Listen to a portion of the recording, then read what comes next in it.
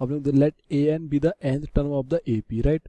और दिया गया समेशन आर बराबर 1 to 100 ए और 2r इक्वल टू अल्फा है और ये बीटा है, ठीक है। तो अपने को क्या दिया गया है, समेशन ऑफ आर बराबर 1 to 100 A 2r equal to दिया गया अपने को अल्फा, एंड अपने को दिया गया समेशन आर बराबर 1 to 100 ए 2r माइनस 1 दिया गया अपने को बीटा, राइट। तो इसका मतलब क्या हुआ, इसका मतलब ये हुआ अपने को क्या दिया गया A2 plus A4 plus A6 से लेकर के अपने पास A200 तक क्या वैल्यू दी गई है, अल्फा, राइट।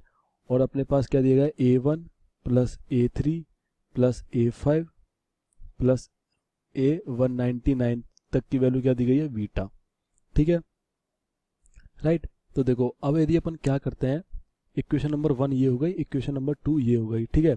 अपने को फाइंड क्या करना है इसमें, alpha minus beta, common difference of the AP, अच्छा common difference of the AP find करना है अपने को, ठीक है।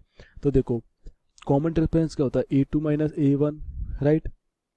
और क्या होता है A3 minus A2, A4 minus A3, ये होते हैं सारे।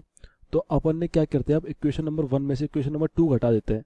तो equation number 1 minus equation number यदि अपन 2 करते हैं तो देखो अपने पास क्या मिलेगा, अपने पास मिलेगा A2 minus A1 plus A4 minus A3, right, plus इसी तरह से अपने पास मिलेगा A200 minus A199 equal to क्या मिल जाएगा, अल्फा माइनस बीटा, राइट। अब देखो A2 माइनस A1 क्या लिखा हुआ, ये क्या आता है, D होगा, ये भी क्या होगा, D होगा, राइट। तो ये सारे क्या होंगे, D होंगे प्लस D इक्वल टू क्या होगा, ये अल्फा माइनस बीटा। और ये टोटल कितनी टर्म्स है, देखो टोटल टर्म्स अपने पास कितनी है, ये 100 है और ये 100 है। तो इन दोनों का डिफरेंस कितना आएगा, ये D है, दो का डिफरेंस D है, तो टोटल कितनी टर्म 100D हुआ ये। तो 100D इक्वल टू क्या हो गया अपने पास, अल्फा माइनस बीटा।